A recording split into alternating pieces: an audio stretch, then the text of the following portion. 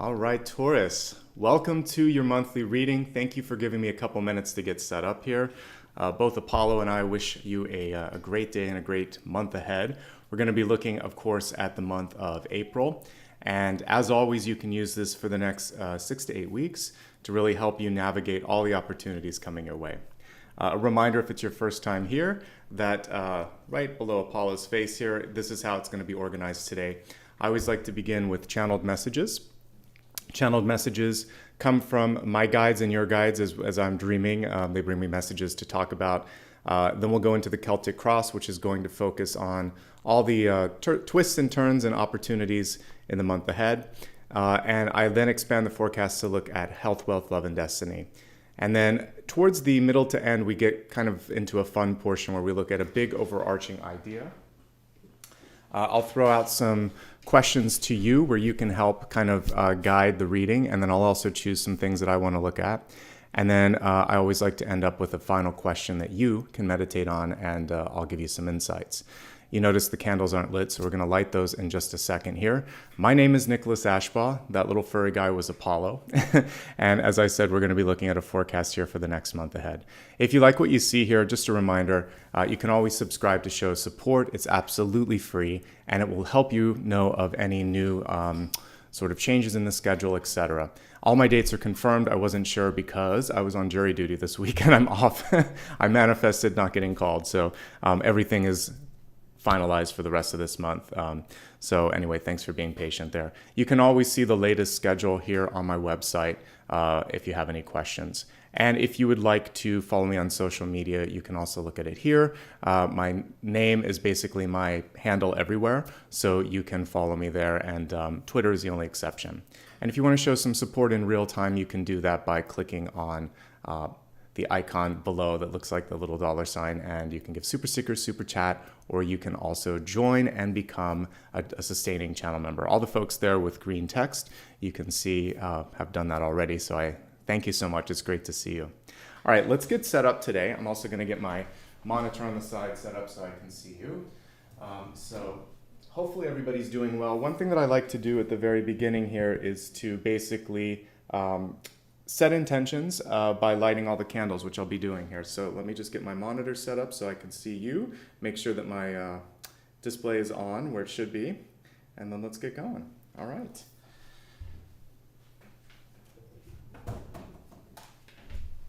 So we're going to begin with the first candle, which is going to allow us to connect to source energy. And this, for each of you, may be a little bit different. Whether you call it God, the universe, etc., it doesn't matter. We're really connecting to that source energy that connects all of us together. So close your eyes for a moment. Imagine that you are connecting to the sun. See that light shining down on you. See a circle of light around you. Allow that to be a place of safety, and allow that light not just to be the sun itself, but also your higher self. So as we connect to this high source today, I ask for protection and guidance. And let's set an intention that only the highest energy will be here throughout this reading, okay? I also like to connect with various archangels as well. We'll begin with Archangel Michael to seal in that protection that we just put in place. Again, setting the intention that we only connect with the highest energies possible, and that as we have this reading today, we are going to be safe and guided and also empowered. That's the whole purpose of showing up here.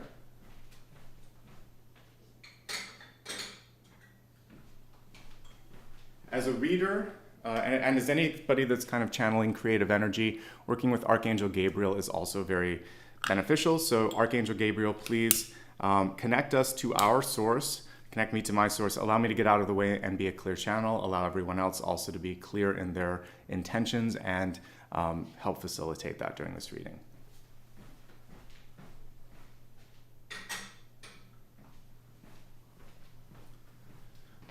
I like to work with the healing archangel as well, so Archangel Raphael, please be with us today and facilitate healing where it needs to be, release where it needs to be as well, and allow this to be, again, beneficial to all present.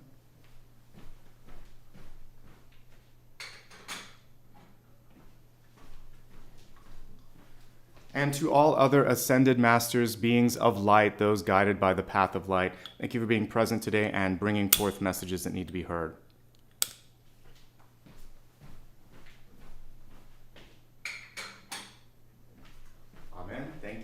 Thanks everybody for being here.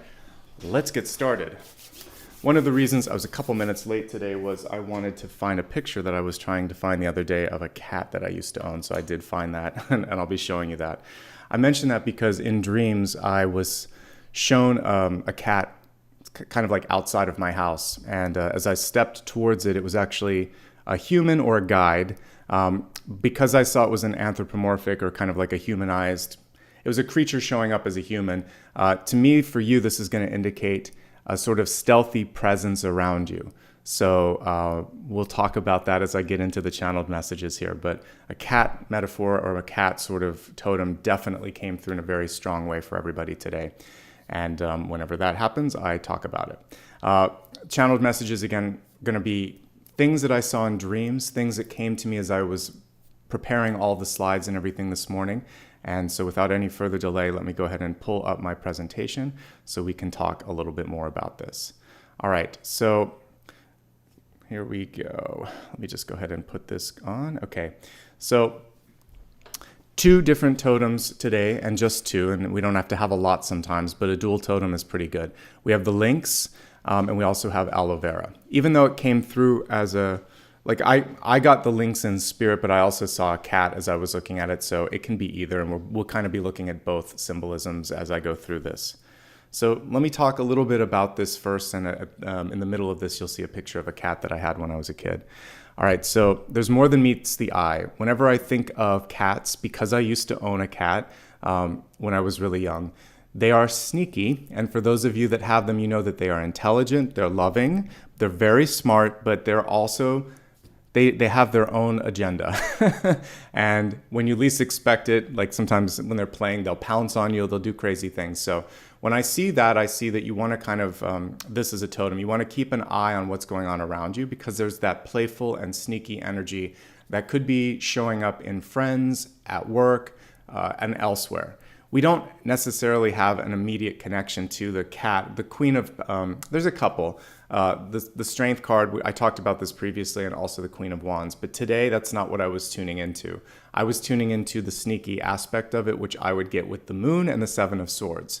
So the moon card is important because you want to kind of think of territorial energies, sometimes not even knowing that you've stepped into someone else's, you know, whether it's something that they want to do, or maybe you're getting in the middle of one of their arguments or whatever. So I would say for this, kind of like mind your business, and also mind your boundaries and other people's boundaries to make sure that there's no unintentional sort of upset that could happen.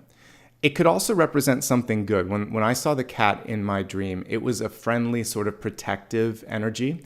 So it could be a cunning ally, and someone with whom maybe you wouldn't even normally associate, but all of a sudden you're like, you know what, we have a lot in common, we have a common interest here, and they could bring some interesting approaches to the table, very strategic in that respect. There's more than meets the eye, so always make sure that you understand what they're getting out of the exchange, and I think you'll be all right. Trying to stay one step ahead of competition and also any sort of problems in your life is also important with this.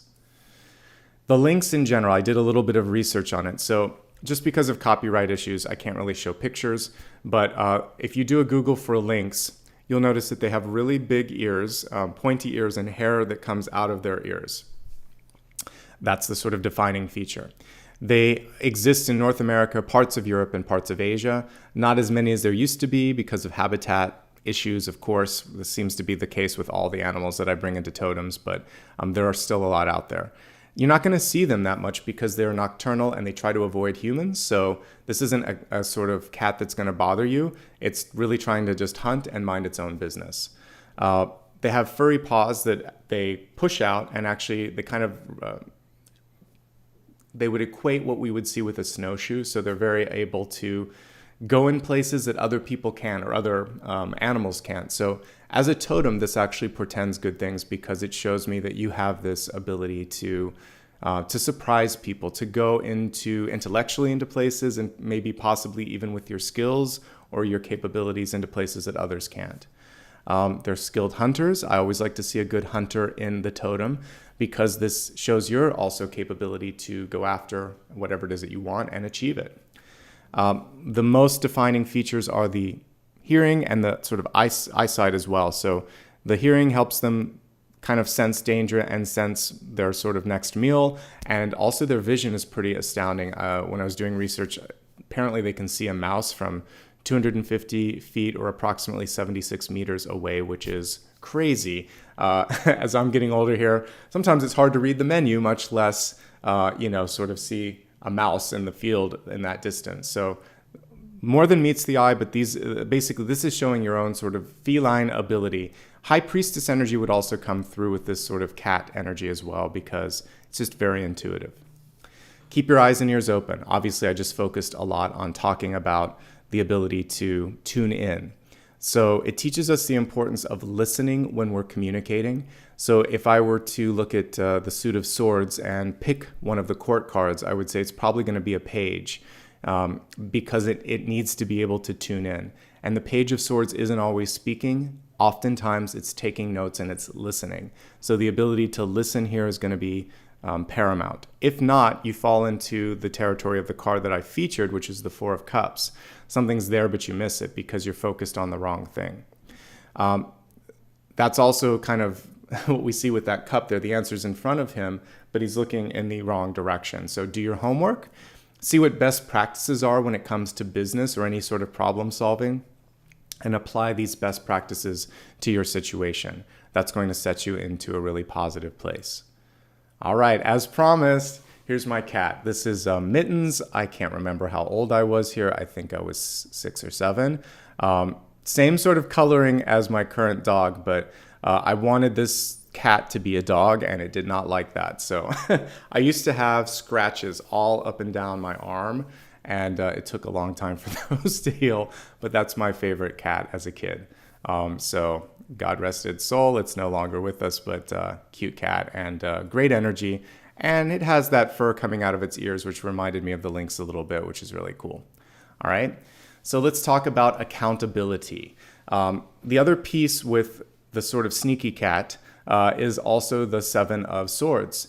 This can be someone who is getting away with something, has gotten away with something, or is telling you that they're going to do something when in fact you know, and probably they know, that it's not going to happen, right?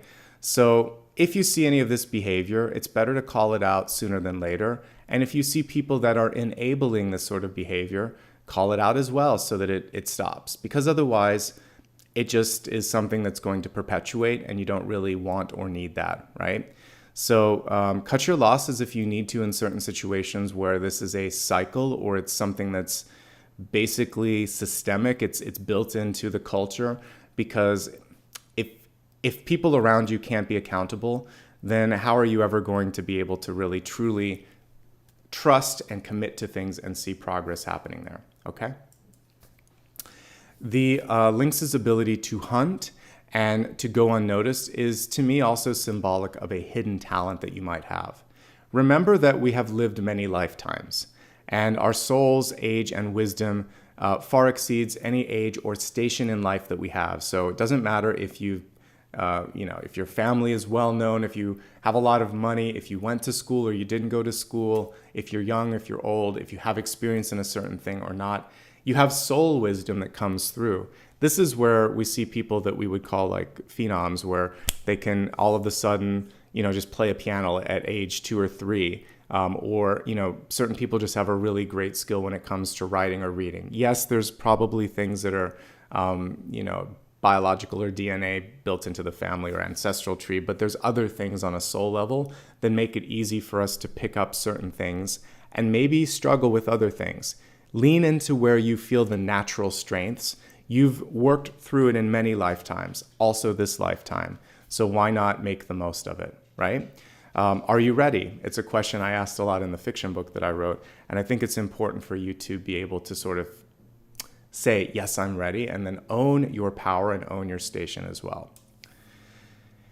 The other thing that I was seeing in meditation this morning actually was the aloe vera plant, and aloe vera to me represents the ability to heal and have a rebound. I put the 8 of Cups here because for many of us, this is a second chance. And so when we're talking about, there can be stuff here that's built in that's systemic in a bad way, but there can be some really cool stuff that you can create. If you're ready to step into a new opportunity or to commit to doing something, Eight of Cups energy is the glue that keeps that together, or the wheel that keeps it moving. So if you're ready to do something right now, the energy around you is very much supportive in that. And it could be a healing experience too, since aloe was part of that. So you can make and break cycles. Where do you want to see the change happen? Where do you want to see the healing happen? Especially because this is associated with healing. Some fun facts about this, since it came through in our totem today, I would say, first of all, longevity. So that cycle that I'm talking about right here, that you could create something new in, that's something that could last, because just an aloe out in the wild can live for over 100 years, which is amazing. Although it's grouped together with cacti and succulents, it's not in the same sort of genus or kingdom in the plant kingdom. It's in a different sort of space. So it has its own survival techniques and its own ability to sort of heal and repair, which is really what it's known for, is the restorative properties. I believe when I was doing the research, don't quote me 100%, but I think it's like 95% water. The rest of it is the plant cells and everything else that makes it unique. So hydration, by the way, right now, just doing a quick health note, would be really, really important. And focusing on healing, whether it's the heart or the body, there's something here that you need to focus on healing and releasing. This particular plant, it has to be prepared differently, so don't take your aloe that you're going to put on your skin and try and eat it. There's food-grade aloe that you can put in shakes or drinks. By the way, it's much more bitter than you would imagine. So if you're going to put it in a shake, make sure there's something sweet to mix with it, because it's bitter. And if you're not used to having something bitter, that could be off-putting. Or make sure that there's a sweetener in a lot of times they'll put stevia or something in it. But yeah, you can drink it and you can also apply it to your skin or your hair. A lot of times it's great for repairing damaged hair. But again, you're going to have to wash that out. You probably wouldn't want to leave it in. It's also good for healing small cuts and burns. So all of this is basically showing you the ability to heal, the ability to nurture, and really step into something new.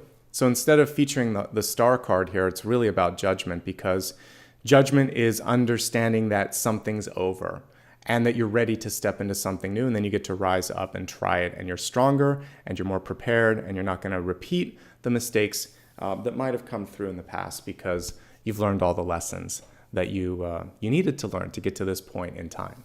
So those are all of your channel messages and also the totems that came through for today. I hope you enjoyed those. Okay?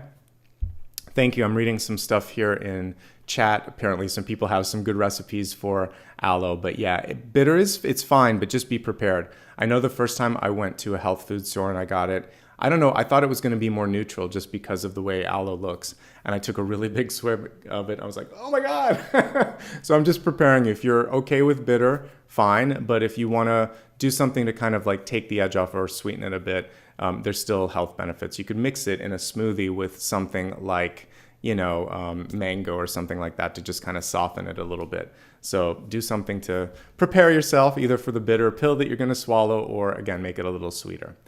All right, so if you just joined, perfect timing. We're just about ready to get into the Celtic Cross. Today's one of the days where I already knew what I was going to choose for it. I believe I worked with this one on the weekend, but because of, I think there's actually a lynx cat in this deck too, but I wanted to use Wildwood. It has all kinds of animals instead of people, and I really like the approach that it uses. So I'm going to grab the deck, then we're going to get started, and we're going to get into the Celtic Cross. Okay, let's take a look, get prepared here. Again, this can be used for the next 6 to 8 weeks. It can be used for sun, rising, and moon signs. All right, so let's get started, everyone. It's good to see you, by the way. I hope you're all doing well today. And let me just zoom in on the table a little bit more, and let's go. Also, if you're watching this live, happy Friday. It's been a week.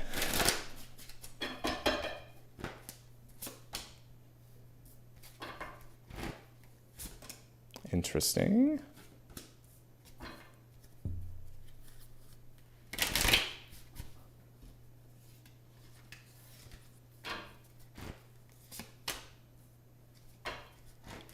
If you need any assistance today, Maria Margarita can help you out, so thank you to my moderator. Welcome to everybody as well. I hope you enjoyed today's reading, And I'm looking forward to seeing what's coming through. Looking pretty good so far, have to say, Taurus. Looking great.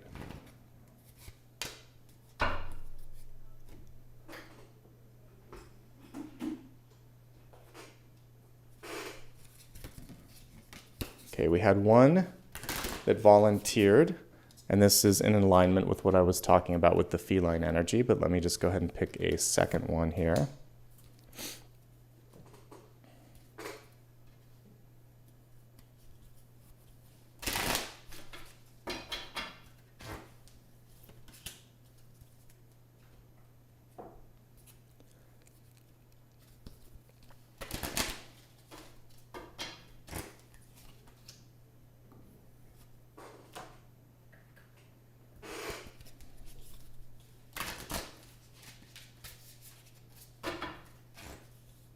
Let's give this another shuffle.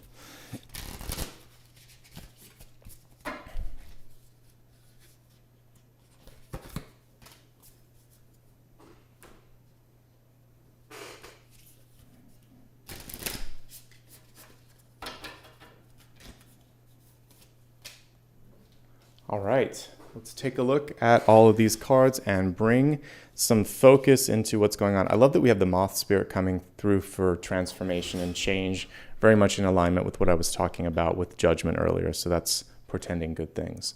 All right, let's begin with your two catalyst cards.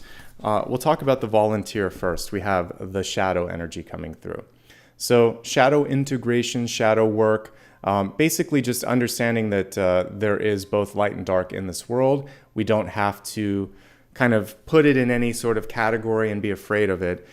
This is important. One thing that I like to remember, and I think it was just sort of an epiphany that I had, but whenever there's a shadow, there's also a light source. And it would also mean that you're probably standing right in front of the light source, but you're facing the wrong direction. So when you're looking at your own shadow or a shadow around you, the question is, you know, who's casting it, first of all, and also the light is right there. So there's always a higher path or a better way to kind of go about something. So the shadow comes through to teach, and it also comes through to help identify the source of that sort of problem or issue. So when shadow energy comes through, we really want to go to the source of it, rather than focusing on what might be scaring us about the shadow, which in and of itself is just, it's kind of like it's a projection. It's not the true thing. So when you were little kids, I don't know if any of you played with a flashlight and kind of made like little monsters on the wall or whatever. Same sort of thing. Or if you just take a flashlight and put it under your chin, there's all these shadows that make your face look foreboding. Shadow is just sort of like, it's the absence of light. It can also be light casting the shadow because of you. So you want to think about, is it really scary, or is it just what I'm perceiving? Am I projecting my own fears? Am I just seeing a twisted or warped version of this? Let me get perspective. Let me look at it from a different angle. I think that's the most important thing, is just to look around and go to the source and see it in a different, even a different mood. So if you can wait until tomorrow and look at something differently, the shadow may go away, okay? The shadow is always kind of with us. When it's right overhead, we just don't see it. Like if the sun is shining above, you're not going to cast any shadows, but there's one like directly under your feet if you were to be able to levitate. So there's always a little bit of shadow energy, but it's nothing to be feared. Because we're in a universe where there's light and dark, night and day, it's just a part of the equation. So go into your fear, go into the unknown. Education is part of the way that you can kind of mute or transmute that shadow energy, and then perspective. So educate yourself and get a new perspective and see how you're kind of maybe being triggered or affected by this. And once you understand how and why, it goes away a little bit. You're not afraid to face your fears, right? And then the card that I chose for you was the thread here. And we see this, it's almost like we're going from the dark to the light. We have the rainbow here at the other end of this thread. So I'm looking at this, and we don't really see a person per se. We just see them sort of like reaching out towards the light. So there is a lot of light and shadow play that's kind of happening here. And you have to always see the higher purpose, the higher lesson, the rainbow after the rainstorm. So rain in tarot, or for me, whenever I see it in a totem or even in an oracle card, it usually shows some of the heartache, some of the challenges, some of the difficulty that we go through. But when we come out on the other end, there's a sense of strength and power. This was the judgment energy that I talked about before. That means that you're kind of unstoppable in the future. If you've been through, insert the blank, then you can handle whatever's coming through in the future. So that sort of thing could be a breakup, a loss, a setback, a disappointment, an embarrassment. All these little things build up our character. So we're like, I don't want to do that again. But I also got through that. So I know that this situation is not going to bother me as much as that one. So whenever you think you've gone through the worst thing, then it's also kind of like a blessing, because things can only get better. They can only be like this sort of rainbow at the other end of the spectrum. So focus on the rainbow, reach out, create the thread or the connection to make that happen, and keep building, kind of like a spider web. You would have to keep building different threads in order to create strength and to sort of be sustained. All right, let's go to your center card here. So we have the Five of Wands, which is empowerment, and it's being crossed by the Ace of Wands here. So if you put these two cards together, what you're really being faced with is the Six of Wands together. The Five of Wands card here is showing basically one person pulling that bow and arrow, and then a bunch of bows here on the side. But what we're seeing here is that there's something more to be focusing on. So if you're feeling a lack of sort of like motivation, this is often the case with the Five of Wands. It's sort of like, I know I want to go here, but I'm exhausted. Maybe there's a smarter way to work. Maybe there's a different approach that you can take. And what we're really seeing with this is taking it to a higher level. And lo and behold, here in the crowning position, we have the Six of Wands, which is basically showing people are ready. You're being set up for success. The test, the challenge right now is, can I get through this situation, which is, to me, sometimes exhausting? Can I go that extra mile and apply that sort of extra step of intuition or skills or again, bringing someone else into the fold in order to achieve? Of course, the answer is yes. But unfortunately, sometimes as we're exploring how to do all of this, it just can get a little bit exhausting. So what can you do? We're going to look at how we can really move from the sort of day-to-day energy that is just sort of being on the hamster wheel of the Five of Wands, not losing track of this inspiration, this goal, this energy that's going to bring you to the Six of Wands, and to really get there faster. So let's look at the past and the recent past to help put you in the right direction. First of all, I think the reason that some of you may lose some of the energy of inspiration is you're just over it. Long before we ever step away from something, we know it's time. So the World card here in the past shows me that whether this is a relationship, a job, or something that you decided you wanted to do, at some random time, you've actually learned everything you need to from this thing in your life. So that means that you're just sort of wrapping up loose ends. And I think the hard thing sometimes here is that this is Wheel of Fortune. It has the energy of the world, but it is the Wheel of Fortune. So some of you want to sort of fast forward to getting everything that you've invested. So what this tells me is you've learned everything. A cycle is nearly over, but it's going to take a little bit of time for both the Wheel of Fortune and the world to kind of hand it to you. So patience is key.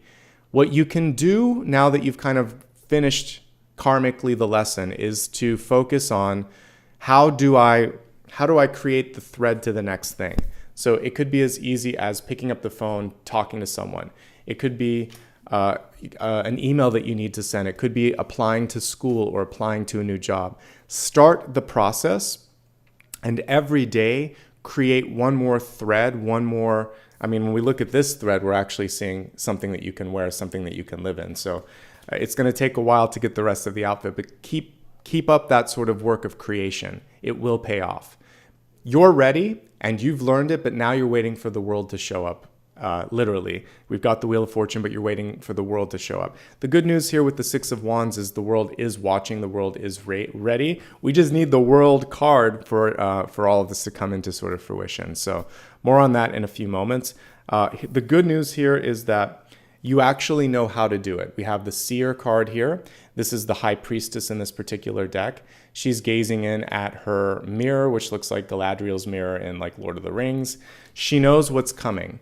And sometimes there, again, with this could be a doubt. I know I need to do this, but can I do this? So if we go back to what I was showing you with your channel messages here, there's a couple things that we need to look at with the channel messages.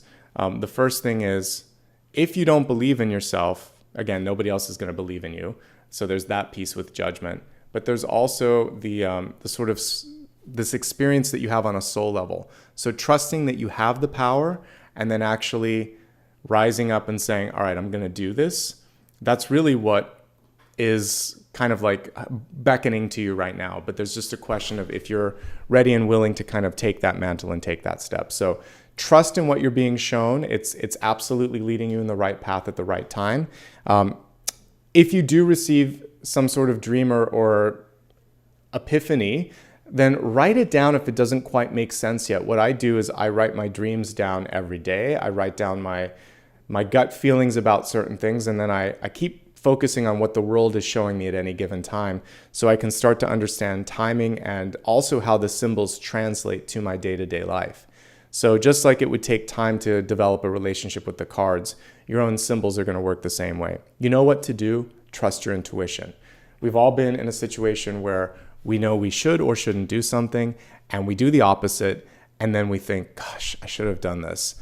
So I want you to not have to go through that anymore. That's one of the big cyclical lessons that wants to kind of end right now. And by all means, let's embrace that new beginning and kind of get out of that. As we look at your crowning card, we have a powerful message here. Just because you aren't getting the compliment, validation, or external sort of nod of approval doesn't mean that it's not coming. So have faith and follow whatever plan you're being shown or being guided to follow. Because with the Six of Wands here, nobody's there but the table is set. The fire is set in this case. And it's just a matter of timing. So one thing that you can kind of ask yourself is, am I truly ready? Or is there something going on right now where the success, the visibility, the change would put me into a place where I am uncomfortable? Because if that's the case, then that's really the only thing that's holding you back is that sort of internal doubt. So focus on just allowing yourself to truly step into the new you, because it's already there. It's all kind of laid out. All you have to do is decide, yes, I want this. Yes, I'm ready. Okay? A couple of notes whenever Six of Wands does show up that I just want to kind of highlight. Peer pressure can always be an element of this. Family expecting something of you can also be an element of this that you want to avoid. And you really want to do what's right because it feels right, because you see it. So this is in your head sort of place, your crowning position. So don't let other people get into your head. Don't let their fears over, oh my goodness, if it's your mom, for instance, or your father, and they're saying, you're leaving a good job, or this relationship, what if you're not in this relationship, what will you do? Because a lot of times they just want you to stay in something safe because they don't want to see you get hurt. So let them know that if you were to stay and not to try, that would be just as frustrating and it would hurt just as much. And so whatever it is that was holding you back before, you're no longer tethered to that, because the promise of growth, the promise of success, the promise of realization of your goals and your dreams is more powerful than the potential for a scraped knee or a bruised heart. The aloe that came through in my channeled messages is saying that you'll be okay. You'll be able to get through any sort of missteps or disappointments, okay? So avoid that peer pressure. Follow your heart and soul on this. I think it's going to be really important, okay? We have the Nine of Swords here, and this is one of the most, I think, I would say optimistic. I don't want to really say cheerful Nine of Swords that I've seen. Basically, it's showing someone picking up the pieces and regaining their strength. So the caption on this one says dedication, but what we see is someone realizing that they still have something to be grateful for. They may have lost a lot, lost sleep, lost time and energy, lost perspective or whatever, but we still see them with one bow and arrow, which is precisely what it takes at the center to achieve success. So you can either focus on what you can't control, what has gone wrong, what might go wrong, what other people think could go wrong, all this sort of stuff that swirls in your head so often with the Nine of Swords. Or you could focus on saying, all right, I'm a little nervous. That actually means that I have something to gain. If I have something to lose, I have something to gain. So I'm going to focus instead on embracing what I can do, what I trust, what I see, and I'm not going to let this other stuff get in the way because I have the tools for success and I'm going to choose to use it. So she's really focusing on that, and I think that's a great message. So dedicate, and I would say also realign yourself to what it is you can and also want to do, and then you're going to be A-okay. Whenever Nine of Swords comes through in a spread, it also reminds us to focus on stress management, sleep management, how little or how much are you sleeping, and then also focusing on motivation, because sometimes we're staying in something for the wrong reason. So if you are successful, but there's a high cost for that, namely that you're stressed all the time, there has to be a little bit more balance in your life. Otherwise, it's just work for the sake of external validation, and the stress isn't kind of like giving you what you need out of this. I'm looking really quick, and I think we're lacking. We do have some pentacles. No, we don't have pentacles. So I will be looking at that when I do the reader's choice in just a little bit, because I'm curious about grounding and also like just resource management. So before I forget, I'm going to write that down to make sure that I do pull that later. We're just going to look at resources. And yeah, the rest will come to me as I'm looking at that. But that's an important piece that's kind of missing from this equation right now. All right, let's go into your soul card right now. And we have the Woodward, which is a different version of the Strength card. In this particular deck, they flipped Justice and Strength. And there's the Lynx. This is part of why I was hoping the Totem would come through, and it did in this particular deck. It looks like a Lynx anyway. And I saw the Shapeshifter. So I was called to this deck, and it was a male figure in my dream. He didn't look like this. He had darker hair, but it doesn't matter. So basically, I saw a male. Well, first I saw the cat, and then I walked to the window or to the door, and I opened it up, and then I saw a person instead of the cat, and I said, "Was that you?" And he said, "Yes, that was me." And then he shifted back into the cat. I shut the window. And it was like a sliding window, sliding door. So there's someone around you that kind of is there, and they're on guard and they're watching. But one of the things is they don't know that you see them. It will be an interesting moment if you were to kind of like say, "I see you." So you could be the cat in waiting for someone to see you, but you're going to have to step out of the shadows. So if you're a wallflower at work or in a relationship and you're constantly doing all this work on the sidelines, then it's time to own your true power and show people who you are, because this is nocturnal, this is hidden. So don't be afraid to raise your hand, to speak, to show up, to be in the center. Something that I was kind of a geek in school, not at the beginning, only once I kind of moved across country and had a new start. But initially I had challenges in one school system, the second one I flourished. But once I started to do well, I always sat at the beginning or the front of the class. I wanted to see the teacher, and I wanted the teacher to see me. As a result, I didn't get picked on that much because they could tell I was engaged. So when you start to show up, people then just know that you've got great things to offer, and they're not going to always pick on you. They may pick on someone else. So put yourself out there. It's actually going to show that you are confident, that you are strong, that you have ideas, and they're going to see and remember that you are an active part of this. So step up, step in, lean in, use whatever sort of metaphor that you want to. Part of this message is for you. The other piece could be there's someone in your life that is going unnoticed. So when you look at them, they show up differently. So I saw a cat out of the periphery, then I looked and I saw a man instead. So this could be man, woman, doesn't matter. But you're going to see someone differently, and they're going to see that you see them, and then acknowledging it and saying, "Thank you for doing this. It made a difference." Or, "I see that you're having trouble. Can I help?" Basically, whatever it is, but saying, "I see you," is going to be validating to them. And making sure that you're seen in a relationship or in a work environment or in life in general is also going to be part of it. So visibility. Not what I would normally see with the strength card, but I see it with this one. And stepping into a different skin, stepping into a different version of yourself, just like a snake has to shed its skin and then can grow into something new. That's really what you have a chance to do. And we see that sort of graduation from one form to another, or going between the two forms here, okay? So hopefully that makes sense. Of course, we have the normal features of the strength card, which basically it's telling me that you can do anything you set your mind to. But there may be someone who historically or traditionally would step in before you had a chance to prove yourself. Strength, not in this divine masculine form. We actually have roles reversed in this, perhaps, because this could ostensibly be a female lynx and this could be a male.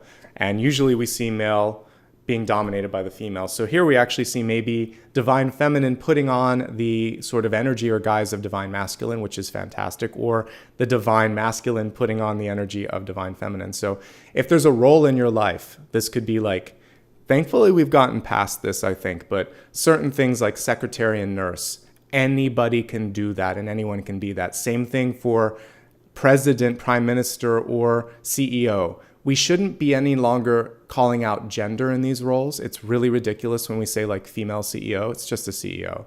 And a male nurse, it's just a nurse. And I say just not to, like, it's a nurse, but we shouldn't be talking about gender anymore. So some of you might be overcoming gender biases, and keep doing what you're doing because you have exactly what it takes and you should get that role or that sort of acknowledgement. For the rest of you, don't let a gender bias hold you back from trying something, because people think that it's not something that was typically what a man or a woman would be, because we're actually entering a period where there's much more fluidity there. So don't let the gender biases get in the way, and also don't let someone try to put words in your mouth or push you into an action, because just as Empress reverse can be a little tricky, the strength card upright can be tricky, where someone is trying to control or puppet or parrot what's going on here, and you're not going to be they're not going to be the puppet master for you, right? Okay, so you're strong enough, you're bold enough, step into that role, step into that visibility, good things await you. You've already created it. So here we see the sort of skin metaphor, and here we see the shirt metaphor. It's all the same thing. You've created what it is to sort of wear this new you, this new persona. All you have to do is step into it, okay?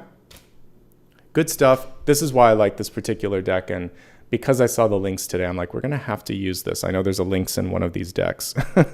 All right, moving on to the environment. There's a lot going on. I love this Eight of Wands. It's only one of maybe 3 decks that I own offhand. I think the Little Prince has it, and I'm trying to remember, there's one other deck that I have that shows people, but there's not many. But this Eight of Wands shows the hidden community in the Eight of Wands. So let's look at it close up. So here we see the campfire that was kind of set here in the Six of Wands, but now the people have shown up. Once you step into this new you're going to be successful, and there's a lot that's going to happen. People are going to want to hear your point of view. They're going to want to know what your story is. Let's also just look at it, what's going on in the environment for many of you. You're very busy. Some of you might be in the throes of trying to study for school or exams. Some of you might be juggling a couple of jobs to make ends meet. Some of you might be also working on yourself, trying to spend some extra time, working out or going to therapy, or there's a lot. You've got a lot of hats that you're wearing. You have a lot of things that you're focusing on. The good news is it seems pretty sustainable, but you don't want to get lost in the shuffle. The reason I love this Eight of Wands is there's people that are holding or throwing those wands that we see so often in the Rider-Waite-Smith derivative decks. This particular deck shows the source. So don't lose touch with the people that really help ground you, the people behind the scenes. So the acknowledgement here is making sure that you do thank the administrative assistant that gets that call or gets that meeting on the schedule. Making sure that you thank everybody that's part of a bigger production or organization, because it's not just the person in front of the camera that's making it all happen, or in front of the microphone that's making it happen. There's a team. So looking at the team energy and the team effort and leaning on that team when you're in the middle of everything. There's a village of opportunity and people around you supporting you. So don't get lost, and also don't feel like you're alone. It cuts both ways. If you're lonely, look around, you have help. If you're lost, remember about the power of stepping toward the front to make sure that your voice is being heard. Okay? We see a little bit of both of these. It's a busy time right now, and there's competition that will come through in both, I would say 6, 7, and 8 of Wands. So if you are looking for work right now, there's a lot of people that are also looking for work. So do something that differentiates your voice, your resume, your portfolio, and make a splash, basically. So you don't want to blend into the sort of expected norm. Do something unique, do something singular, and that's going to help you out here. Okay. Focusing now on hopes, fears, and opportunities. What do you want? What are you trying to focus on? What is it that you want to see happen in your life? This card would be more powerful if it was upright, the High Priestess. This card is actually more powerful when it's reversed, because the reversal of this says, I'm going to limit my scope. I'm going to limit everything that I'm focusing on because I've done enough daydreaming. I'm not afraid now to get more specific. So here we have the 7 of Cups. With this 7 of Cups here, interestingly enough, though, we have mourning. And so for some of you, you have to mourn the fact that you can't do everything that you want to do.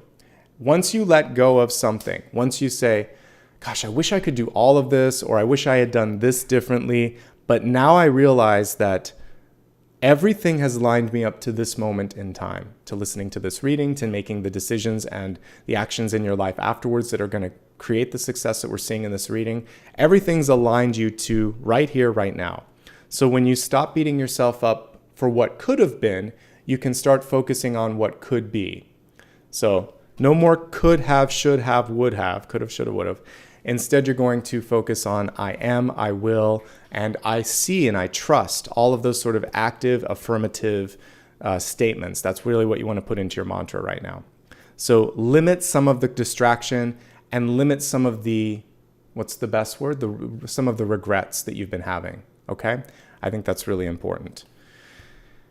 I love this 5 of Cups, and it's unusual to say that because normally 5 of Cups is a slightly distracted card, but when we look into your outcome, we actually see her dancing this dance of ecstasy and dancing in her own sort of way, like, okay, this may not make everyone happy, but it makes me happy. She's learned the lesson of the 5 of Cups, which is there's always a hidden 2. There's love, there's joy, there's celebration, there's partnership. What she's saying is, I'm ready for that, and I'm actually enough. She's kind of standing in that in the pentagram right there with all the little cups lit up, almost like candles. And she's saying, I'm celebrating who I am, who I was, and even who I couldn't be. It's all a part of the big picture. Because she's happy and because she's looking at the positive, she's going to be able to manifest a partnership, an opportunity, and she's going to be something that is magnetic. So really focus on bringing that in.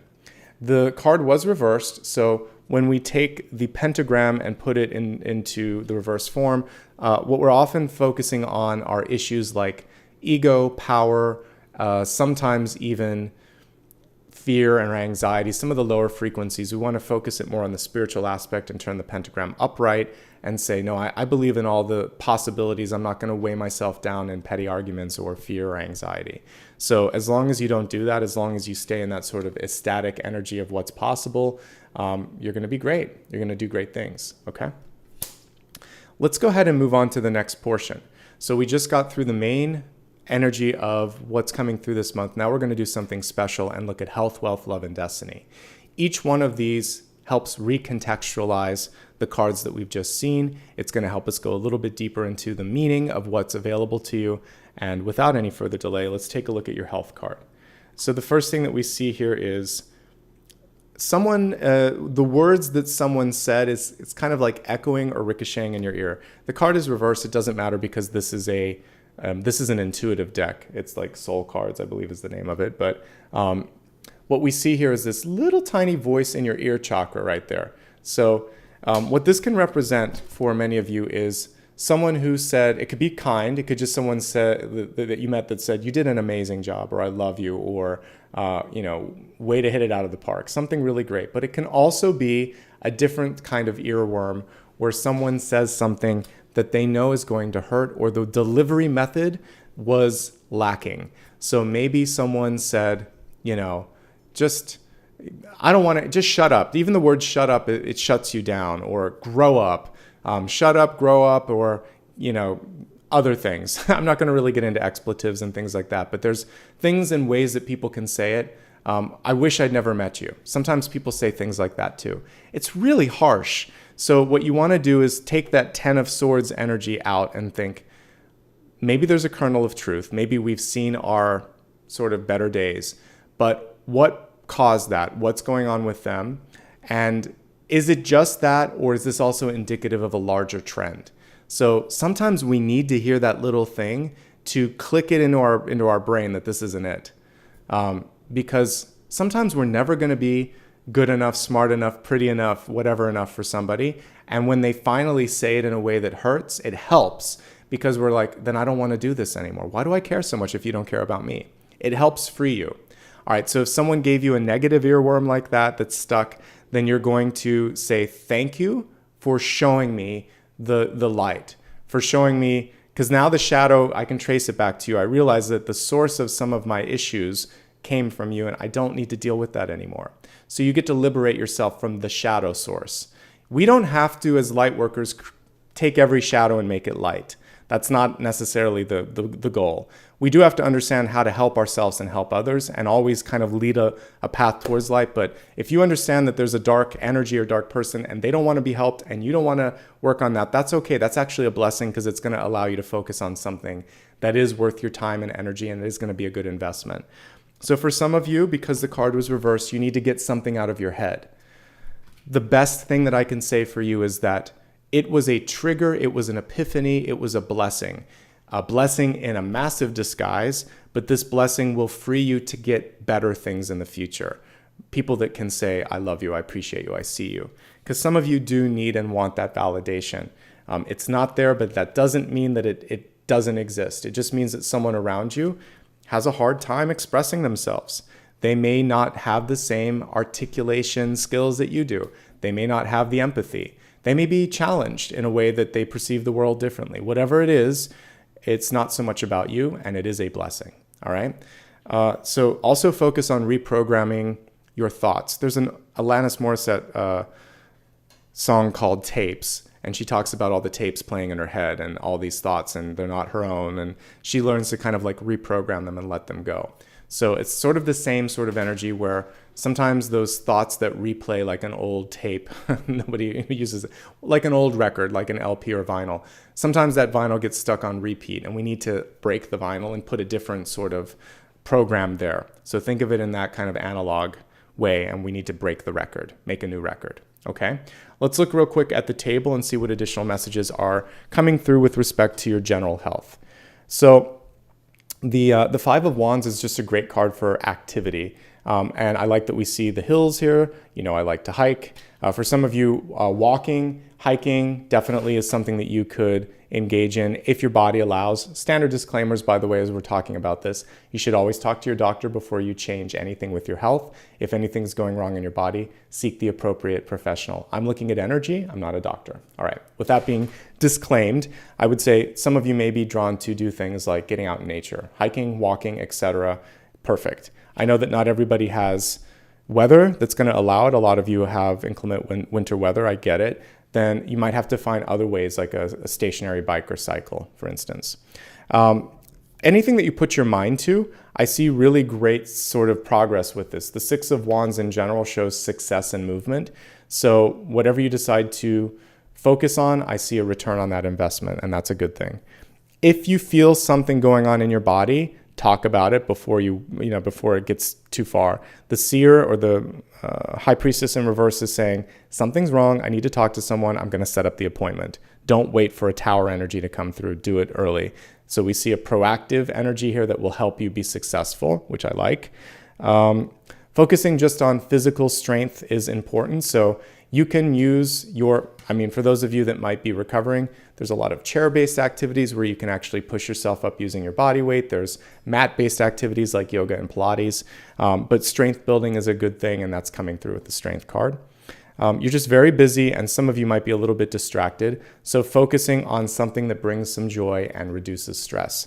Quality and quantity of sleep came through, as I said earlier, with the Nine of Swords. But overall, things are pretty good. I'm not looking at anything here that is giving me a big red flag. So I like where you're headed, and I feel as long as you put energy towards working on whatever it is that you want to see progress in, you're going to see progress in that area. The only thing here, again, I feel like it's more emotional and stress related, because the Five of Cups can be focusing on things that have gone wrong, or the Nine of Swords can be focusing on things that stress you out. So basically just take a break, take a breather, and make sure that you're taking care of yourself, okay? Those were your messages for health. Moving on to your wealth card, we have a really interesting message here coming through. This is reversed, and I'm happy to see it reversed. It's envy in reverse. It says, I'm the same as everybody, but with different challenges. It's an interesting message. I would say we all have a lot more in common than we have that differentiates us. So I think this is an overreach on this card. I would say to say that we're all the same is not accurate. I would say we're all from the same energy. We all have a lot in common. We can all help one another. But I think one of the things here that will help you is to understand the perspective of the other person. Because when we assume to know what the other person's going through, then that actually can be something that creates envy. Because you may look at someone and you think, we have been doing this for the same amount of time. Why are they more experienced, more successful, richer? Why do they have more happiness, etc.? We don't know that any of that is true. We don't also know what they worked on in previous lifetimes. Maybe this person has been struggling for 10 lifetimes to accomplish the goals that they have in this lifetime. Finally, it came easy and they're enjoying it. Good for them. Maybe this is our first time around doing whatever we're doing, or we're still holding ourselves back in certain areas. There's always a reason, and let's just focus on empowering ourselves and focusing on our life. So envy can easily be turned into inspiration. So when you see someone and they make you jealous or envious, think really, no, I'm inspired because I want what they have. So first I'm going to be happy that they achieved it, and I'm going to assume that they got it through hard work and whatever, manifestation. And I'm going to focus on doing something similar, but not identical. So I'm inspired to create because of that. That's really what art does. So when you listen to musicians, you can hear their influences. You're like, oh yeah, this person might have liked Tina Turner or Marvin Gaye, or this person maybe liked more pop stylings or whatever it is. And you can kind of pick up on the sort of approach that they have. Same thing with writers. You can tell if someone is a fan of fantasy or nonfiction or whatever, and you can see it in their work. So it's good to be inspired, but put your own spin on it.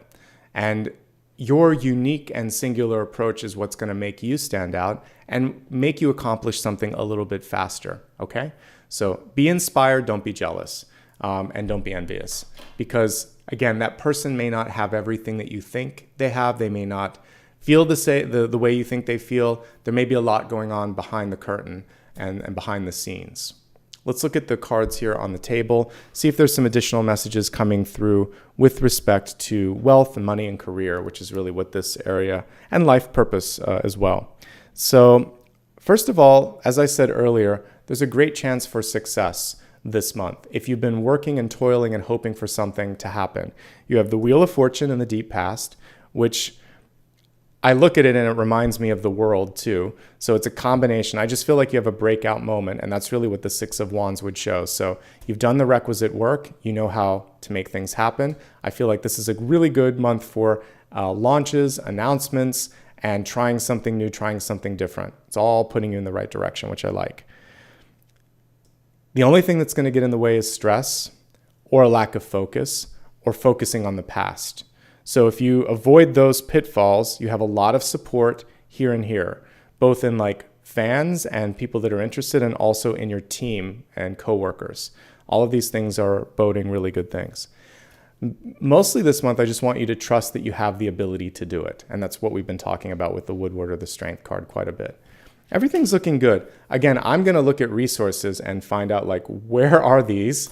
We'll look at why the pentacles are missing. But you may have like hidden resources and hidden opportunities when we're looking at all of this. Because I've just started adding these sort of things. If you're job searching right now, I would say the main thing for you is to focus on maybe not repeating. Don't go down a path that just feels like it's work for the sake of work. 5 of Wands can just feel like I'm doing it because it pays the bills.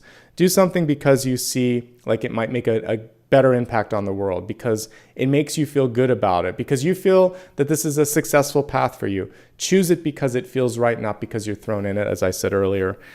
Lean on your current contacts. They'll help you.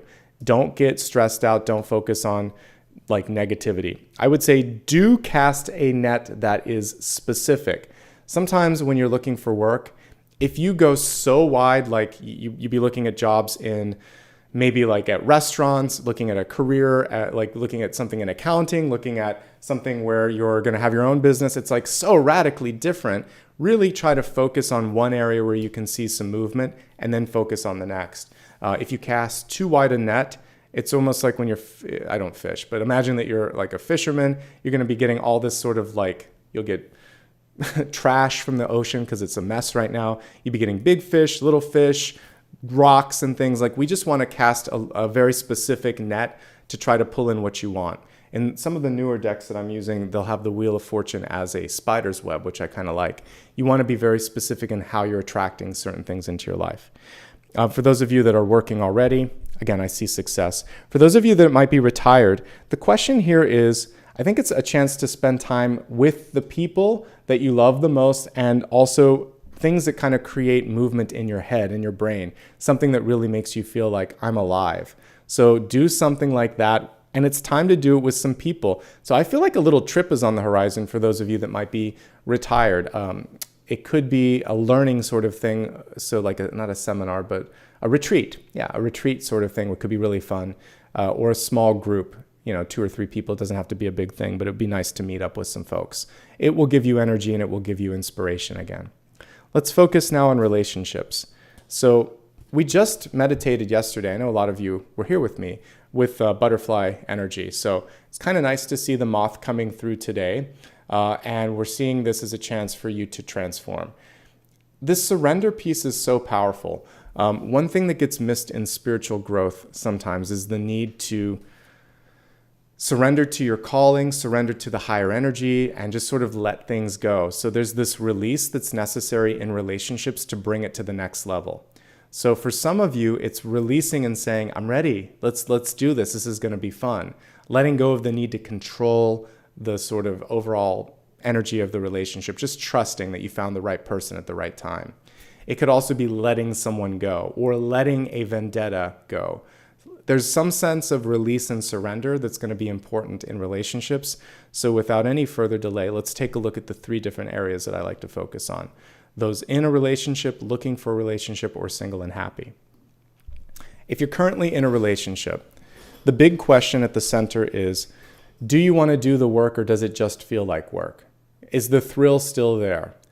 I do see a thrill here with this card. Ace of Wands is actually a very positive card when it comes to being able to rekindle. Same thing with the 6 of Wands and the 8 of Wands. It just takes one person to start and initiate that sort of rekindling of the spark. One thing that's going on, though, is that you're probably on a different mental page. So there has to be a realignment there. Areas that could be causing stress, you could either have fallen into money or you're worried about how you're going to sustain in the long run. We didn't get Pentacles. We did get the Wheel of Fortune. I want to see Pentacles in the mix or understand why the only place that I'm seeing the sort of wealth is in the past. So that's one thing that I'll help you with when I do Reader's Choice in a few minutes. But main thing here that I'm seeing for many of you is this sort of challenge of managing stress and maybe managing expectations with resources. If there's something that needs to be talked about, just be honest. Just bring it out into the open and do it in a non-confrontational way. Just say, hey, I might be crazy, but do you want to talk about this? Because it's been on my mind, and you can bring it up that way. And I'm not usually a fan of self-deprecating. You could just say, I have a feeling like this is something that we should chat about. It's been on my mind. So rather than saying, I might be crazy, never do that. Just say, hey, if you're willing to talk about this, I am, because I feel like it could really benefit us, and see where it leads you. Otherwise, things look pretty good in the relationship. I feel like you can get through anything. It's just the stress management, and it seems like one partner's very distracted. So spend some time together, rekindle, and I think that's going to be important. If you're ready to move on, you'll be fine. Success either way, whether you stay or whether you go with a moth spirit or a butterfly. It's up to you, and it's up to the sort of question of, do I want to do the work, basically? So if you want to do the work, then you can actually see some great progress happen. Okay? So let's go ahead now and move on to those of you that are looking for love. Some of you are just really busy right now. So I would say the big sort of challenge for you is, do you legitimately have the time and energy that it takes to put into a relationship right now? Because I see a lot of energy around school and work, maybe even self-improvement. I see a lot of sort of stress and maybe even fear or anxiety about that. So let that stuff go and realize that you can do this if you're ready to do this. The other thing for some of you that are trying to manifest a relationship is knowing what you're looking for. We can't control every little piece of that, but if you know what it is that you want or desire, then it's a lot easier for the universe to bring that through. So be specific. And don't stress out. I love that Apollo's on his back with his feet in the air. He's just saying, chill out. It's going to happen. It's going to be okay. And that chill approach that my little dog is doing in the background is part of the key to manifesting and not scaring people away in a new relationship as well. You could be getting a Leo coming through in your life, a very strong energy as well. So you want to make sure that you know that you're strong enough to meet that energy as well. Okay?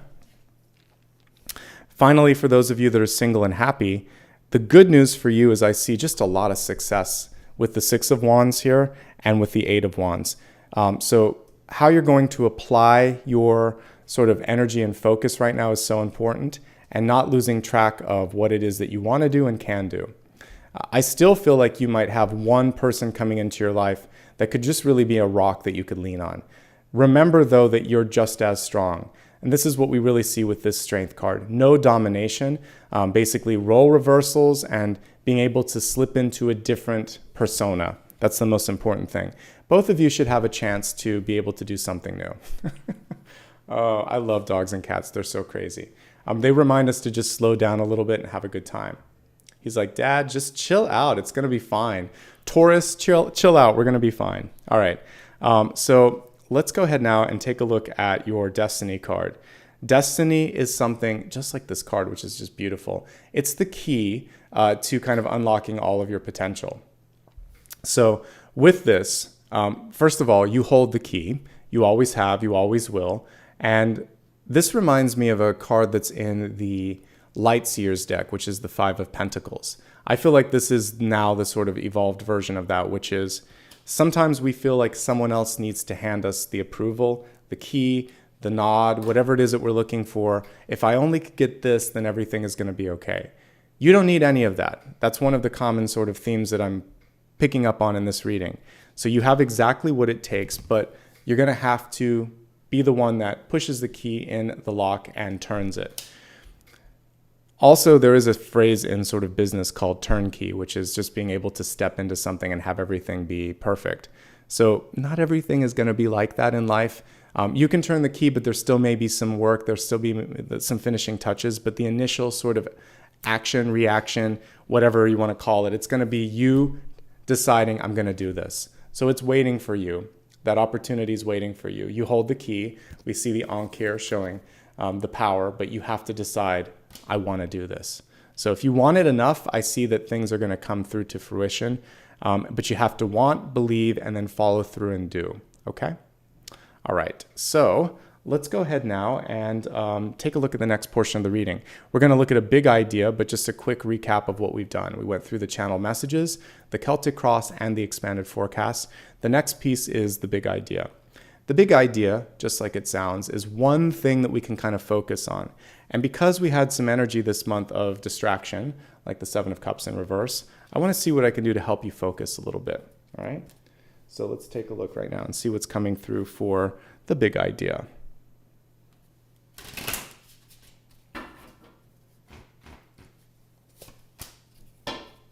And we have the Two of Cups, which is fantastic. So the big idea this month is partnership. You can do more with other people than without. You're both equally as strong and capable, and that was the big lesson that's coming through here.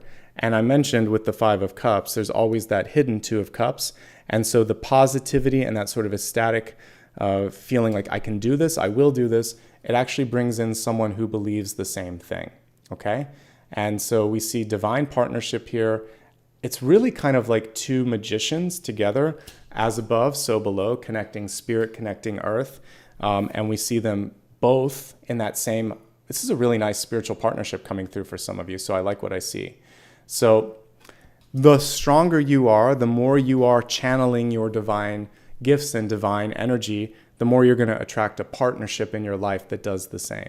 When we seek completion in someone else, when we lean too much on someone else, or when we define ourselves solely by the feedback that we receive from others, we've given the power away.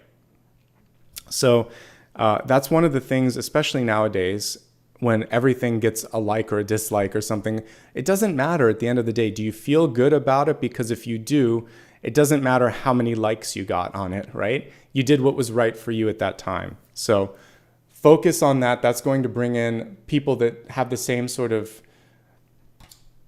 objective viewpoint rather than subjective, and I think that's going to be key. Yes, love can come through for you if you're looking for love. Yes, you can meet the right person that can make a connection for you, like in business or in life. Partnerships are everything. So focus on the core partnerships. And it may just be one other person in your life that you really want to focus on right now. That's great. You don't have to have, it's not about having like 15 friends. You can have 1 or 2 friends or 1 or 2 family members, and that's more than enough. Okay? All right. So let's move on to blessings and blocks. Blessings and blocks are, just like they sound, an opportunity to look at something that will help and possibly something that you want to avoid.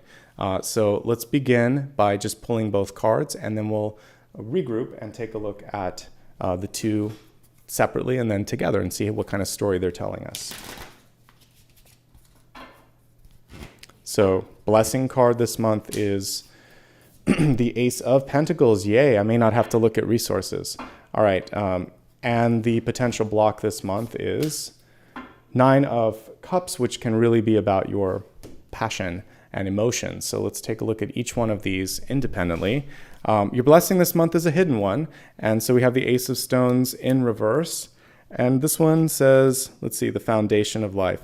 So what I'm looking at here with it being sort of like a keystone or a foundational stone is that before you can really enter into abundance, the foundation, you need to check the sort of foundation for cracks. So when we're not talking about we're speaking figuratively here. So if it's an idea, is there something in the idea that you still have some fears, doubts, or uncertainties over? And if there's a relationship, is there an area where there might be a trust issue or something where you can't talk about something? In work or career or other groups in your life, looking at the sort of weakest part of that, whether it's a person or a part of that overall organization, you need to fix the foundation before growth can happen. That way the growth can be sustained, because otherwise it's kind of like, in houses, for instance, you can take down certain walls, but you still may need a column to bear the load of, the structure. Making sure that the structure is intact, that the integrity of the relationship is there. I think that's really key. I've been ignoring it a little bit, but I'm going to talk about what I'm feeling right now. So as I was looking at the strength card, so I have like a little speck here from Apollo, but it's fine. As I was looking at the strength card earlier, I felt a sort of stress in my solar plexus area. I got the same energy when I was looking at the Two of Cups here. And even now as I'm looking at this. So power dynamics. I think this is where the foundation may be weak for some of you, is feeling comfortable in speaking up and taking the sort of driver's seat as well, and just saying, I want to do this. So working on that power and autonomy and authority this month is going to be really important, and that's going to give you the opportunity, or going to bring forth that opportunity. Because this was in a hidden space, or I had to really dig to even get to Pentacles here, and it's reversed. 2 things we want to think about. An opportunity might be like that cat shape-shifting. It may not be what it looks like initially. So give yourself time to really see something from its from all perspectives. The other thing with this is that if someone offers you something and it's missing something, like you feel like they're not paying you enough, or they missed a piece of whatever you were trying to negotiate and that's not in the contract, push it back for a revision. There is power in this, and there is capability this month for you to be able to achieve this. We look at this and look at all of the sort of symbols carved on that. One of the things I think for you is, how are you going to be different this time around? What's the mark that you're going to leave? Maybe in the situation, maybe an indelible mark on the planet. That's sort of like a big life purpose thing. So let me take a drink, and I want to continue with that, and then we'll go into the block. If you're just going from job to job and it's just a means to an end, there's often an opportunity to do something bigger, either with the job or with your free time or with some of your resources. We're not just on this planet to just sort of like randomly clock in and clock out. So tuning in today is a reminder that you can do something special. It doesn't have to be big.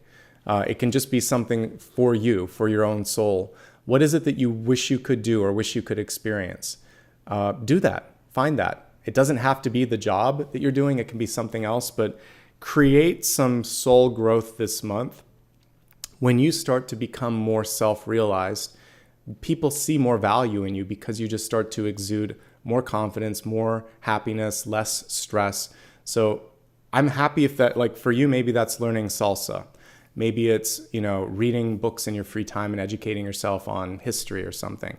It doesn't have to have a practical application in life, but interestingly enough, you may find it just naturally flows. And this happens a lot for those of you that might be like English majors. Whenever I used to learn a word, it felt like that week I would hear it everywhere, but it was always there. I just didn't see it. So when you find a part of yourself or discover a skill or passion within you, you'll see it and other people will see it, and it will only add to your net worth. Okay? Blocks. Just your passion. Sometimes over excitement or over anticipation, overdoing it with the Nine of Cups, because Nine of Cups is usually jubilation, but it can also be stress. So if we let the butterflies get the better of us in our stomach, or if we let the sort of restrictive thoughts in our head hold us back from doing something, or if we choke up, because it doesn't matter how articulate you are, there's always a moment sometimes where your brain and your mouth aren't fully connected. And if you're not really comfortable speaking in front of a crowd, or if you're really into the person that you're dating and suddenly you just say something stupid, you can just recover and say, you know what, I'm really nervous because I like you. Make them feel good, take the distraction off that, and that's probably going to sit well. Own the situation, and then just regroup. Or take a pause, take a deep breath, go get a drink of water, do something, come back, and you're going to be okay. All right? So just don't let your emotions choke you up or hold you back. That's really the block this month. And it's a pretty manageable one. It's just about taking a deep breath. Put together, they're both pretty good though. This is an opportunity or a skill. There's something that's coming through. It could also be an offer, but you have a little bit of sharpening or deciding to do there. And this is just saying, I'm not going to let my emotions get in the way of making this happen. So far, I really love what's come through here, because the big idea is showing partnership. Now we see an opportunity. Now we see excitement. You got a good month ahead, Taurus, I have to say, so far from what I can see. Let's go ahead now and move on to the next portion. So we're going to look at the viewers and readers' choice. I still want to probably look at how to kind of manage the resources better. I'm happy that we got a couple with the Wheel of Fortune and the Ace of Pentacles. I just want to see a little bit more. Let's go ahead and throw some questions out that you can vote on. So let me grab my keyboard here, and let's see what makes sense here. All right. So if you happen to be watching this on computer or a mobile device, you should be able to vote. If you're watching it on replay or on a TV, you're not going to be able to. So just trust that everybody has your best interests at hand here. All right, viewer's choice. All right, so as I'm looking at all of these here, I really want to help you step into your power. So hard to see because, let's see, I'll make it bigger for you. All right, so because we have the Woodward card here. I really love the energy of being able to sort of try on different things. So stepping into your power for sure. The other thing that calls to me is making up your mind. So making up your mind. I'll also put decision if there's a big decision. All right. The other thing that is calling to me is the success here. Embracing future success. I can't put opportunity because it's too many words. So there you go. Any and all of those are fine for me to look at. I'll let you focus on that while I regroup here and take a look at some resource messages for you and see what's coming through.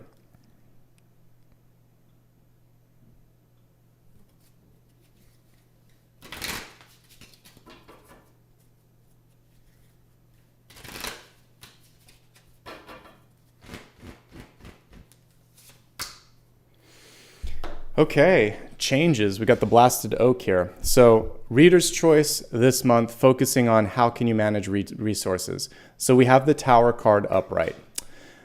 The Tower card in the upright position is showing you that it's time to make a change. And if you stay too long in one place, the change is going to find you. So like it or not, it feels like something's a little bit long in the tooth. So if you've been working at a company for a long time and you just know that there's something around the corner, there could be actually already a change of guard, new manager, there could be a merger coming through. This is telling you to get way ahead of that first and foremost, but also that it's probably time to look for something else. Some of you may have recently moved or invested in constructing something. And the blasted oak is showing me that you're starting from scratch. But everything here that we're looking at shows me that you're going to be able to recover, but you're going to have to take it slow. There's also opportunity in a Tower card to take the smaller pieces and maybe find something of value. You got to clear out some of the mess. You could also have something that kind of looks like a diamond in the rough. Maybe you just inherited a property from a relative that passed away, like an estate sort of thing. Or maybe someone's gifted you something and you think, how is this going to work? You're going to have to take a look at it and maybe do some renovation, do some construction. So this is renovation, construction.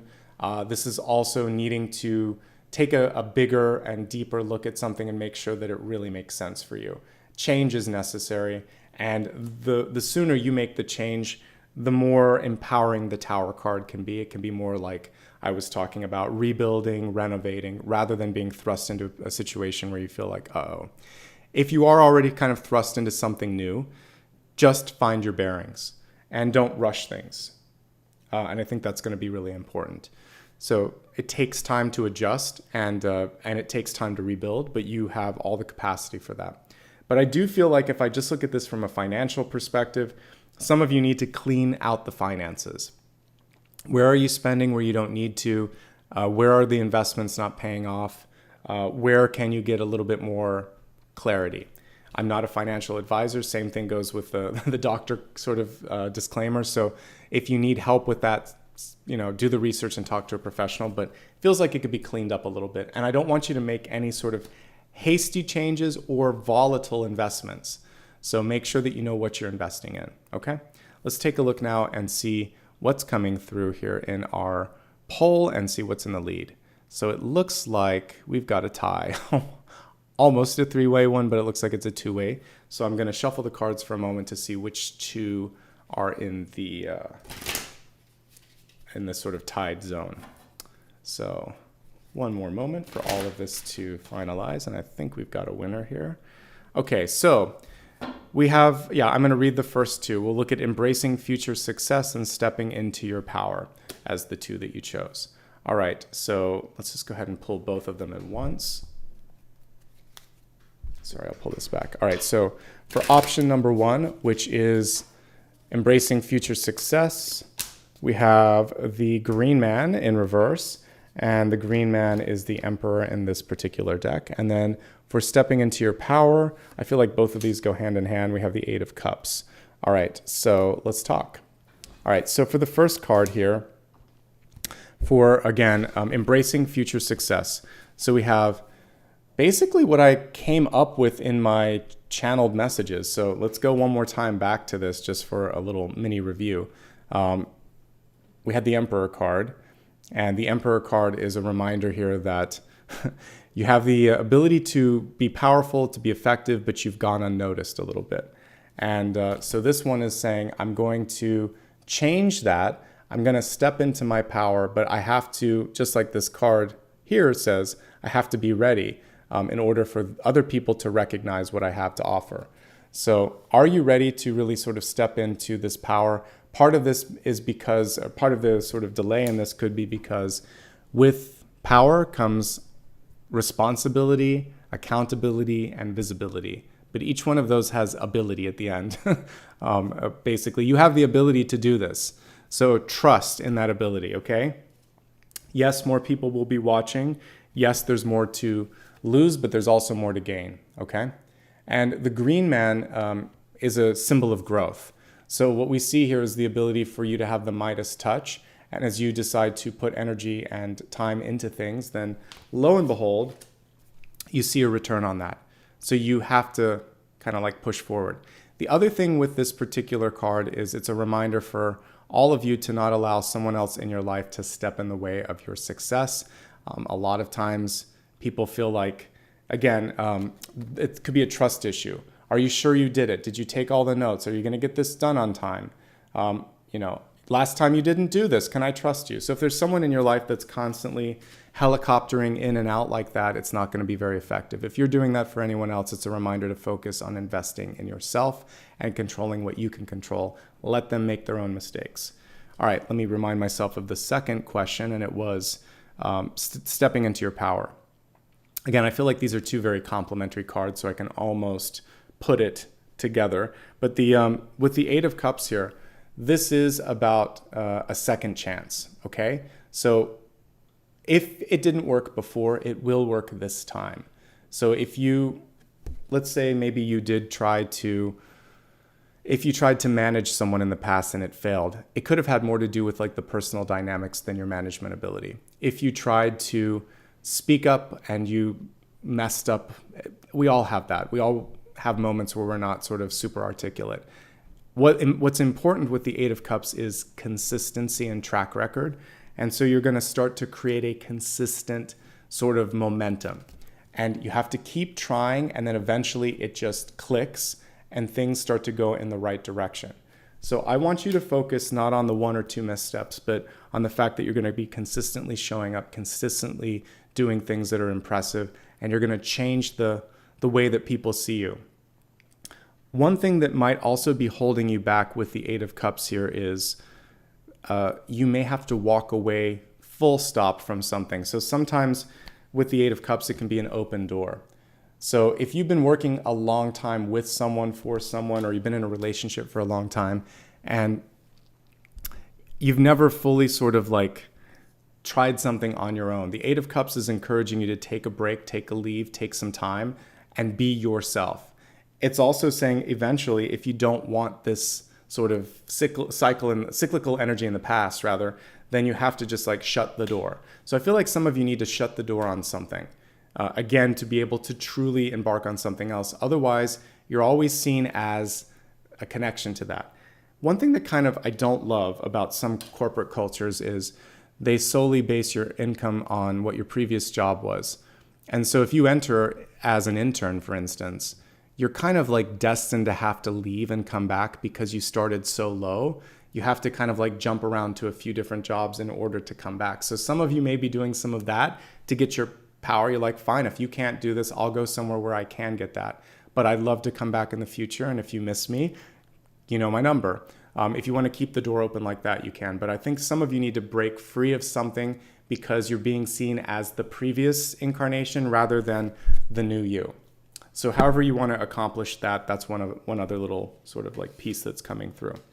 Okay, so let's take a quick look. I think we've actually covered everything and we're ready for the next portion. But if you just join, we've gone through the channel message, the Celtic Cross, the big idea, blessings and blocks, the viewer and reader's choice.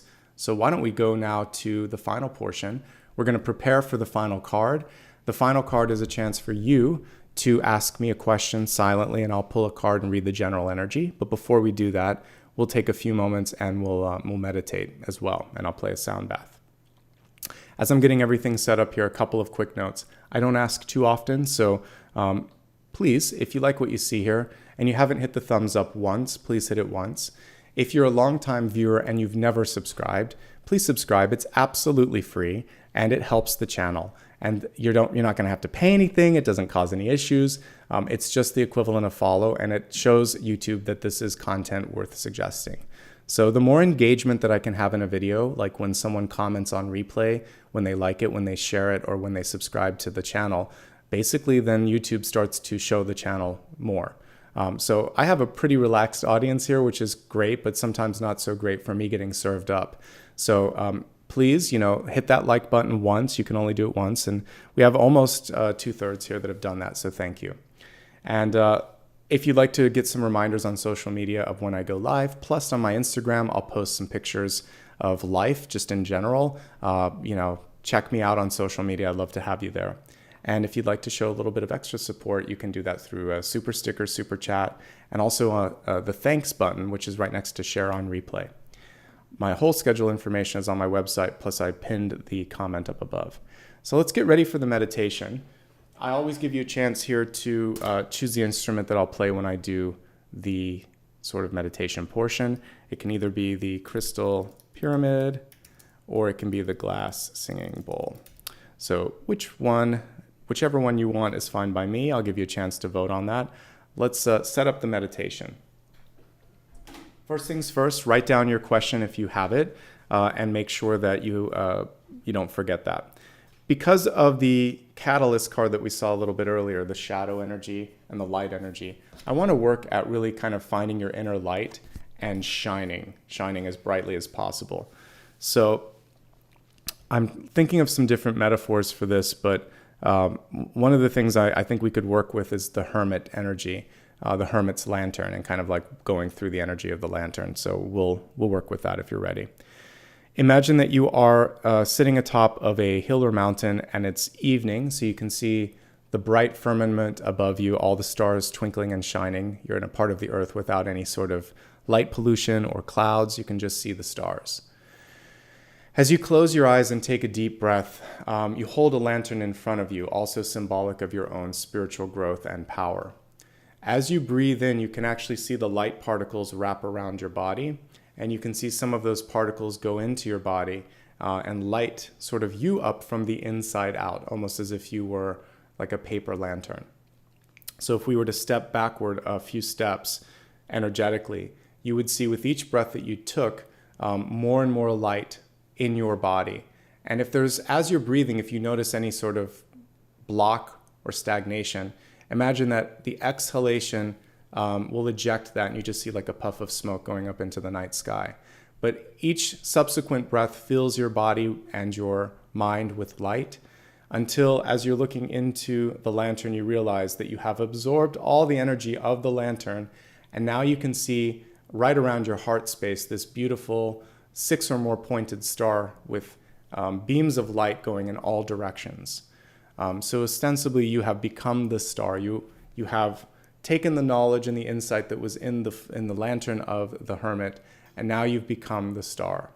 So I want you to see things in your life that you want to create movement on, and imagine that this ray of starlight is going to bring forth a clear path. You can see now a solution to the problem that once stood in the way of you achieving your goal.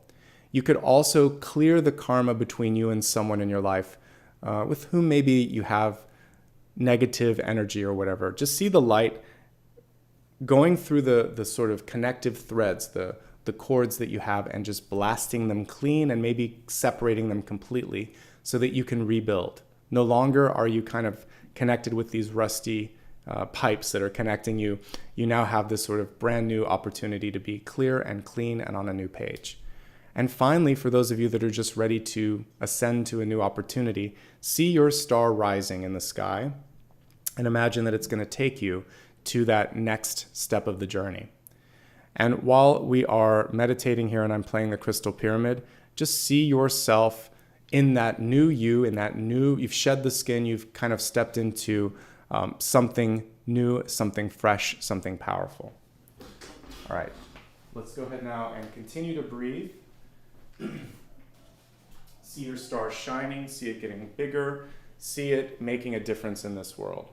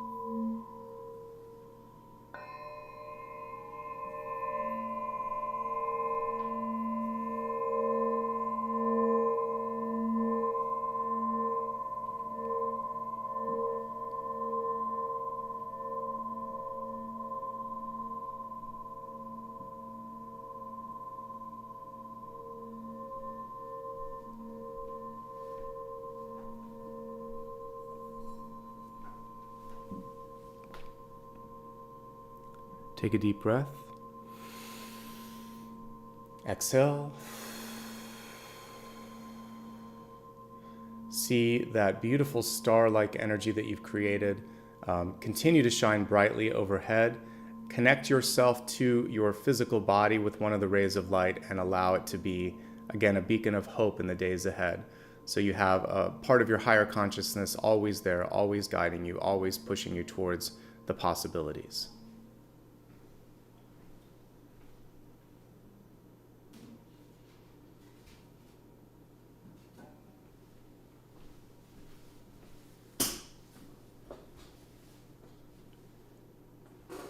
When you're ready, open your eyes and let's focus on the final card and the final message for today.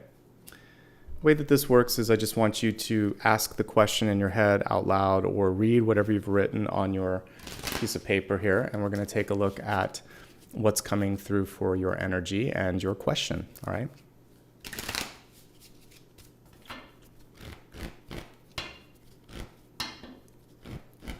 Don't type it in chat, just sort of like hold it within first and then you can talk about it afterwards. Okay, what we've got here. Queen of Pentacles, it's my favorite card in this particular deck. So we got the guardian sort of mother bear energy here. So with the Queen of Pentacles in reverse, as a yes, no, there's a couple of notes that I would say here. First of all, it feels like self-care is necessary. So this card in reverse is usually saying focus on your personal happiness and health. Look at your house, and look at your finances. And if you need to prioritize any of those over other people right now in this moment in time, that's okay. There can also be a sort of defensive stance that we see with this card. And this card in reverse is really about letting go of that sort of defensive stance. So know when to let your guard down, know when to let people in. There's a chance now for growth to happen. Of the different Queen cards, I think that Queen of Wands is probably one of the most powerful, but Queen of Pentacles is probably a close tie to her because she can take and nurture any sort of resource in her life. So even if just given one grain of sand, like in the Neverending Story, she could kind of wish an entire world into being. She would also do the hard work. So you're very hardworking. It's not just about this. It's about you actually can apply it. This is you too. This is a great card to come through for you. So I think the important thing for you is come out of your shell a little bit. Let people see the hidden talent, the hidden skills, that special part of you that maybe only your friends, family, or partner sees. And open up a little bit. And if you can do that, then I see really great things awaiting you. You may be a little short on sleep, or you may be a little tired. You may also be thrown into a situation and you wish you had more preparation. So this grumpy bear to me looks like she just woke up from hibernating. But you can, it's kind of like in the morning if you realize you've woken up late and you have an appointment. You just pull it together and you're groggy for a little bit, but all of a sudden it all comes into focus. So even if you're just a little bit off, you're going to be able to find your grounding. And that's the most important thing with this card as well, is to ground yourself, okay? But Queen of Pentacles is amazing. So it's a yes, but ground yourself. Don't let emotions get in the way. Don't be grumpy. A lot of the things that we've been talking about. And I think you're going to be okay. And let people see the true you. You're holding back a little bit. And for those of you that always play the maternal role here, this is also about making sure that you can receive a compliment and receive opportunity with grace. Just say thank you. And don't be overly modest on certain things. If you've worked hard for this, this is your moment to shine. Okay? So there you go. One last time. I really do like this. For some reason, the bear makes me laugh a little bit. It's a great card. Okay, so that, my friends, is the reading for Taurus this month, and it's a great one overall. And I'm glad that we also got a card with pentacles on it for the final question, because that shows me that some good stuff is coming through for all of you. One last time, if you'd like to show some support, like and subscribe. You can also follow me on social media if you feel inclined to. My schedule is always listed on my website. And in just a moment here, I'm going to say thanks to everybody that gave back. So let's move on to that gratitude portion. First of all, if it's your first time here, welcome. I'm going to actually be back on Sunday for a collective reading, and every Sunday I do a collective reading that spans the next 7 days. You can catch up on the one that you missed this past week. It's on my main page on YouTube, so check it out if you would like to. I usually do a special topic as well, so all the members and Patreon supporters can vote twice. Everyone else can vote once, and you can help kind of steer the direction of what I'm going to talk about for the second part of that reading. For everybody that's been a long-time supporter, and as I glance at the monitor on the side, I can see a bunch of familiar faces, and it's good to see you here. Actually, one real-life one, too, that I studied yoga with. Good to see you, Elizabeth. So welcome back, everybody that's been with me for a long time. I appreciate the journey that you've taken here with me, and like I said, I see some great energy. I'm going to give a special shout-out to anybody that has also kind of helped out today in the form of a super chat or super sticker. Again, already big gratitude towards my existing members. So even though I don't say thanks every time, I see like Andre, and I appreciate that. And then everybody else that's been here, like Lori Fry as well. Thank you. And let's see, 7 months of membership. I appreciate that as well. Okay, so let's start with some of the folks here that are brand new. So we have, let's see, DJ's Cat House rejoining after 8 months. Good to have you back. Jeremiah, Shrack, brand new. Welcome to this channel. Michelle, good to have you back. And again, thank you for the Star Channel membership. And let's see, AVK, I believe that's the last one from the past day or so, because I think I remember. Well, I'm going to read the next two just to make sure. Once in a Blue Moon, Julia Kimmel, Let's Talk Love, CP, and that I believe is everyone from the last 24 hours at least. So welcome back to all of you that have rejoined. For all of those that have given super stickers or super chats, let me just pull this open and I'll say thank you. And then I'll let you get to your weekend, okay? So for today, thank you to the Mad Monica 11 for kicking things off today. Anahata Light 1111, thank you very much. And 3 times in a row, thank you so much for your multiple contributions there, Amy Kemp. I appreciate that, and I'm glad that you've been with me for 5 years as well. So thank you very much. Again, I've been doing this for a while and I forget that sometimes. So thank you to everybody that's been here. All right, lots of love and light. Big appreciation here to Maria Margarita for helping with moderation today. And I hope to see everyone back next week. A reminder that I'll be reading Gemini, Cancer, and Leo next week. And you can catch the times on my website. Okay? Hope to see you on Sunday. In the meantime, take care of yourself. Do something fun. Do something kind. And basically make the most of this, all right? Lots of love and light to all of you. Until we talk again, take care. Bye-bye.